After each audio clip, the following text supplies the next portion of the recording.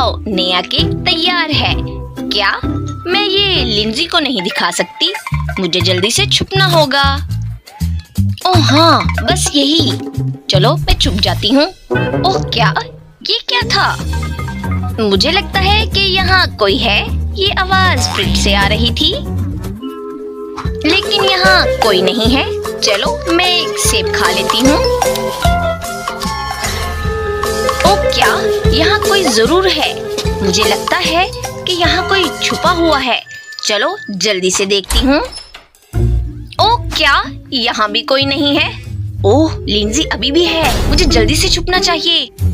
ओह हाँ, अब तुम मुझसे छुप नहीं सकते, चाहे तुम कोई भी हो। क्या यहाँ भी कोई नहीं है? मुझे लगता है मैं पागल हो रही हूँ।